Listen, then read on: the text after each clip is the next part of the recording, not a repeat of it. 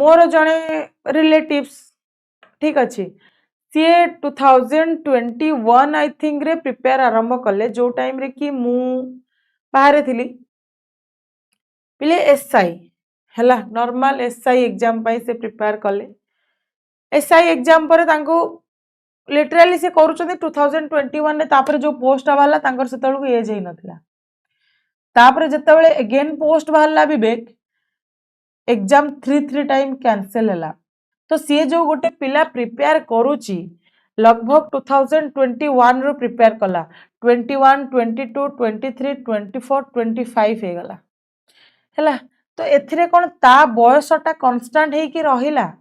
एथिरे जदि government post release ही न करूची गोटे पिला कौन करिवो तमे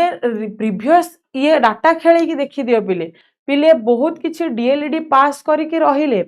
बहुत दिन रहिला परे भी ना डीएलईडी रे कोनोसी वैकेंसी आउट हेतिला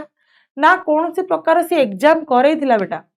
किंतु कौन हैला देखो प्रीवियस ईयर डीएलईडी कला 2024 जोटा हेतिला तापरे आउ वैकेंसी आउट नाही गोटे पिला सेई जगह रे गवर्नमेंट चाकरी कोठू करिवो जदि आम मान को किए कहूची कि ना ना तू बुढ़ा हे गलुन हाँ ठीक अच्छी ना बुढ़ा हे गलेनी सत किंतु मोर तो पढ़ारे मु कंटिन्यू माने पढ़ारे तो हेला करिनी मु तो से दिन रु कंसिस्टेंसी वे रे पढ़ुची हाँ कि नहीं बाकी जदि एग्जाम न बाहरिबो एथिरे मोर भूल कौन मोर फॉल्ट कौन ना कौन कहूच तनुषा जदि एग्जाम टा कंडक्ट न होउची बिले एथिरे मोर भूल कौन जो कोनोसी मु तो पर्टिकुलर एग्जाम पाई पढुची ना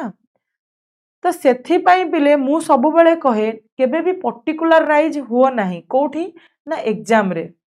विवेक आमे जदि पर्टिकुलराइज हे जाउचे ताले सेटा हमको असुविधा होची मु सेथि पाई कहे पिले प्रिपरेशन लेवल हमर एमिति रखिबा उचित कि आमे जतेबेले कोनोसी एग्जाम हॉल रे बसुचे हमको फील न हो कि ए जिनिस मते आसिलानी एवं ए जिनिसटा मते फील न हो कि अरे मु जदि माने आउ जदि 15 दिन हुए तो मु ए जिनिसटा पढ़ी देई थांदी मु आज एग्जाम टा क्रैक कर देई थांदी बुझि पारछ कोन कहूची ए जिनिसटा मते फील न हो बुझि पारछ एटलिस्ट मते एटा फील हो ना मु पढ़ीची मु करी कि आसीबी तापरे कट ऑफ हाई गला तापरे करप्शन हे गला एटा मोर फॉल्ट नुहे बिले this is not my fault किंतु मु पढ़ीची मु एग्जाम देईची मु मोर बेस्ट देईची भगवान सेते निर्दय नुहंती बिले कि आमको आमर कष्ट पाई से आमको फल देबे नाही।